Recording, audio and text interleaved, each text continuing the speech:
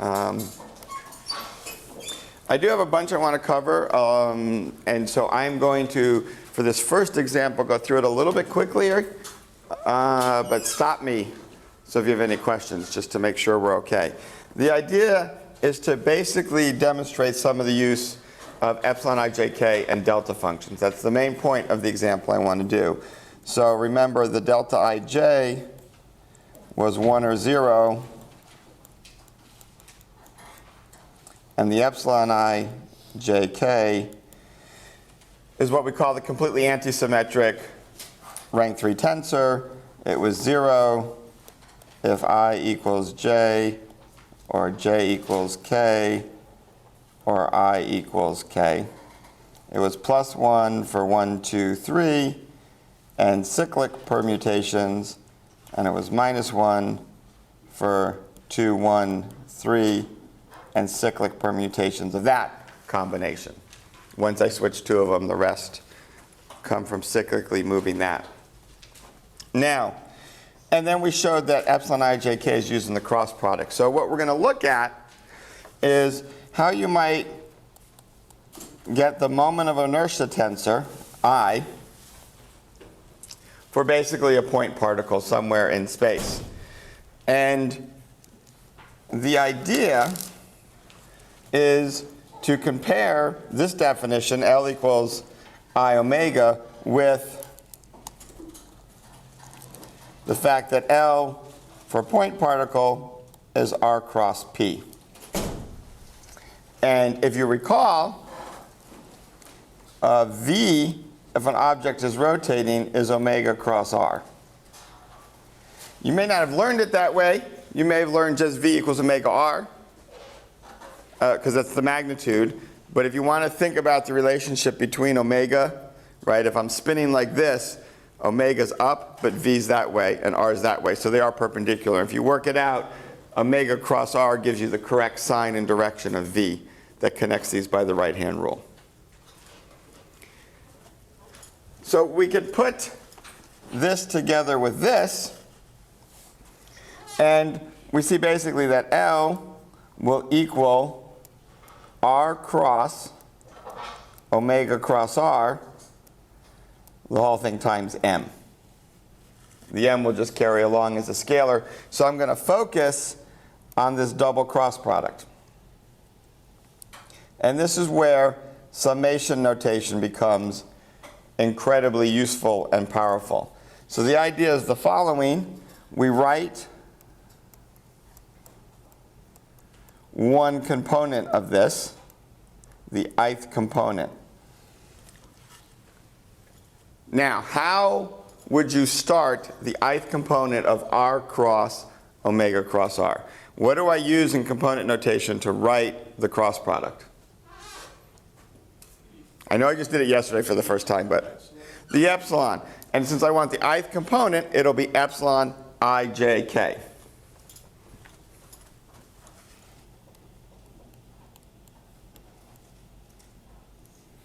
Now, it's a cross product of R with something else. So I'm going to write this as Rj, the kth component of omega cross R. All right, so epsilon ij, k, Rj, omega cross Rk. Well, what's omega cross R?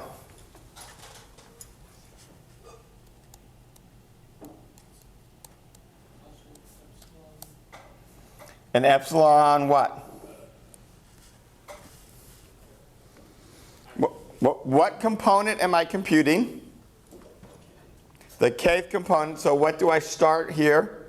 What index goes here? If I want the kth component, then this is k. That's the definition of how to do the cross product. As the first index of the epsilon is the component. The next two indices of the epsilon get summed over. They're not part of the component. So they have to be something different. So this is k. And now I'm going to need omega and R. And what indices can I use there? Well, can I use I and j? Or is that going to confuse me? Would these I and j's be the same as these i's and j's? No, they would be different. Now notice this j sums over this j. This I stays by itself. If you were really good and you could keep track that these were different i's and j's, you'd be okay. But you need something here that matches this, something here that matches this, because they're going to be summed over. And to not cause confusion, you better not pick anything you've used already, because that will confuse you. So good letters to use are L and M.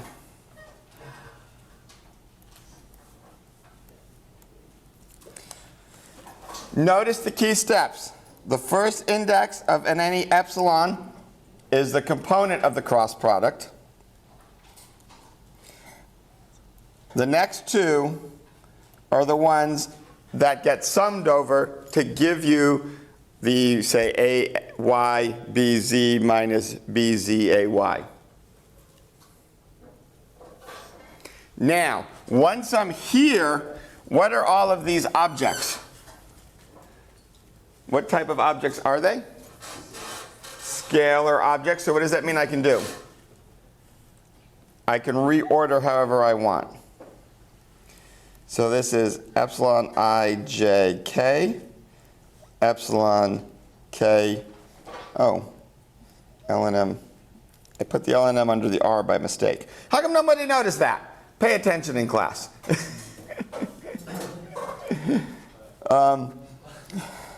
Epsilon k L M, R j, omega L R M. Now, why would I do this? This is the piece you would not know the answer to. I do this because it turns out there's a relationship. There's a very nice, handy identity that you would use a lot when you do tensor stuff that relates a product of epsilons to delta functions. And delta functions are really nice because they're zero if the indices don't equal each other. So we're going to use that in a very cool way.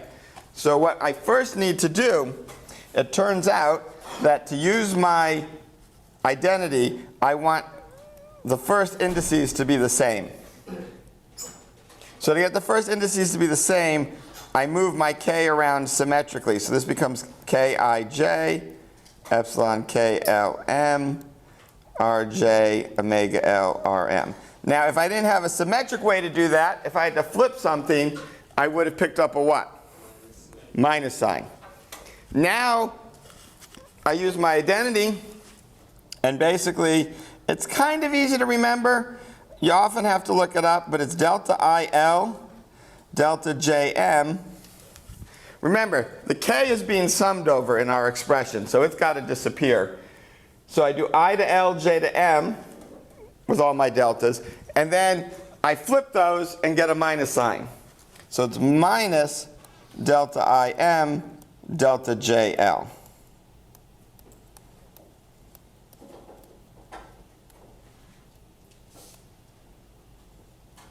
So it's not that bad of an identity to memorize if you see the structure, right? I goes to L, J go to M, I, M, J, L. And that's why I say you want to get the indices that match as your first index. Then you know how to do this.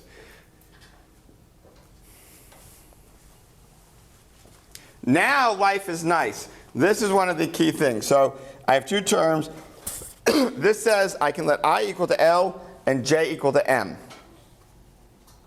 So in this expression, I get RJ, RJ, omega I. That's what the delta function means. If the two indices are not equal, it's 0. So delta IL is telling me I has to equal L in my expression or I get 0. So I get to replace L with I. Delta JM is telling me J has to equal M or I get 0. I could have done it either way. I could have made this RM, RM or RJ, RJ. It doesn't matter. I want to keep the I around. Why do I want to keep the I around? That was my component up above originally. Now, I subtract. Okay, now it's M that's going to be turned into I, and J and L get made the same. So now I have RJ, omega J, RI.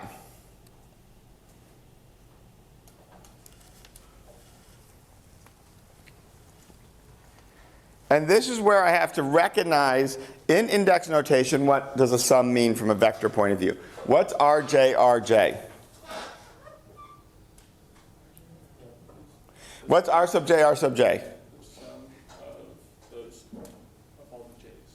So I'm going to sum over, I'm going to do R1 times R1 plus R2 times R2. So what is that? What? The dot product, the square. Since it's an R, it's a square, it's a dot product. And so Rj omega j is what? The dot product. You want to recognize those as a dot product, because the dot product, if you recall, right, if I do it over here, R dot omega is just Rx omega x plus Ry omega y plus Rz omega z. And that's make the indices the same and sum over them. That's what Rj omega j is. So if I go back now to vector notation, R cross omega cross R equals R squared omega minus R dot omega times R.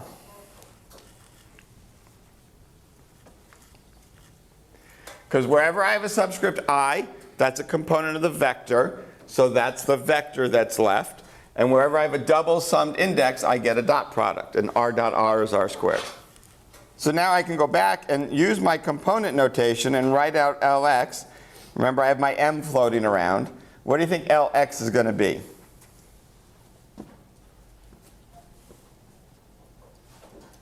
Well, let's just do this first term. Go ahead and do it.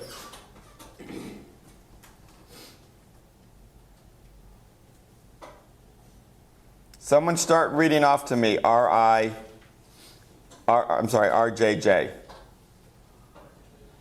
The R sub j is what? What are my components of R? The vector R is what? Right? The vector R is just the coordinate x, y, z. So R sub x is x. So R sub x times R sub x is? So let's write out this first term. Somebody say it to me. Plus? Sure, plus? Z squared, excellent. Times, since I'm doing the x component, what do I multiply by? No. What do I multiply by? I let I equal x. I'm doing the x component, so I let I equal x. So my RJ is x squared y squared plus z squared times omega sub x. Right? Here's my I. Here's my I. This is RXX. I'm sorry. This is RX, R sub x plus R sub y plus R sub z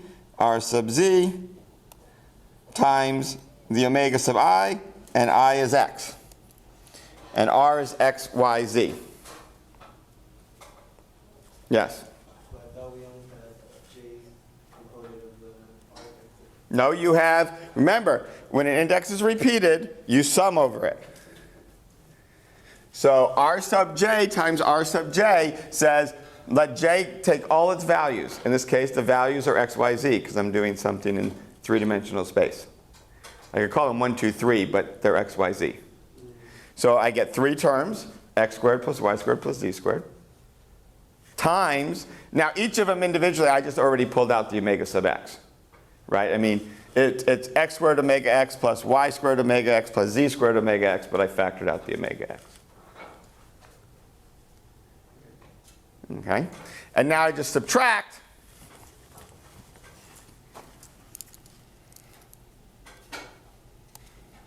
The R dot omega times R.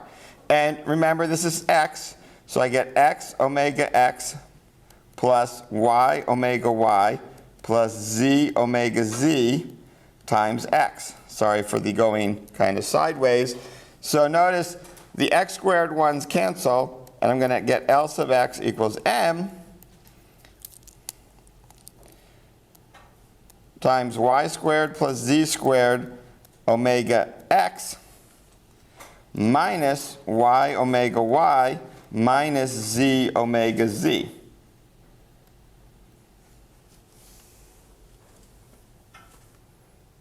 Oops, wait. I forgot my x. X, y, x, z.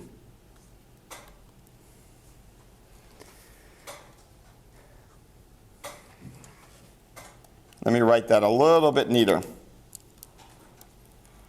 So L sub x, which, if we go back to our earlier case, is equal to I sub x little I omega I, meaning I'm going to sum over those two things, is m times y squared plus z squared omega x minus xy omega y minus xz omega z.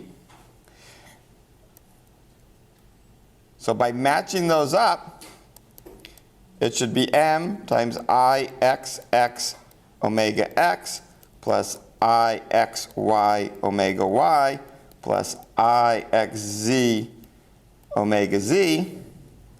And now I just match, and I see ixx equals y squared plus z squared times m. Oops, sorry, there's no m there. Ixy equals minus mxy, and ixz equals minus mxz. So there's a lot in this example, and I know I did it quickly. But go back and review it. The main steps involved. There's kind of three main steps. One, write your cross product using the epsilon ijk's correctly. And you have two cross products, so you have to be careful there. Step two, use the relationship between a product of epsilons and deltas to convert your epsilons into something that's easier to use, which are deltas, delta ij's. That's a key step in tensors that you use a lot in physics. And then step three is to actually get I as a tensor, compare what we computed for L using the R cross P with the tensor notation, which is the two indices times the omega in that product way. So you have to understand that tensor multiplication is the last step to do your matching to get these components. Having done this, you should be able to pull out the other 6 components of I. You should be able to get all the I sub y's, so Iyy, Iyx, Iyz, and all the I sub z's, Izz, Izy, Izx. So that's something you should do as practice. Any quick questions? Again, this tensor stuff, if it's new, can be quite overwhelming. I don't, I have no illusions about that. But this is really to prepare you for when you're going to see it again a second time. Can you go over where you got the RJJ omega I minus, like the minus part? Go over the minus part. The minus just comes from this identity. So on the left you say that I is equal to L and J is equal to M. And I get this expression. And then on the right you say I is equal to M now? Right, I is equal to m, j is equal to l. I get this expression. The minus sign is just because the identity has a minus in it. So L becomes j. That gives me the rj omega j. M becomes I. That gives me the ri. I thought you said J is equal to L now. J is equal to L. So I made L equal to J. Oh. Yeah, they work both ways. I like J's better than L's. What can I say?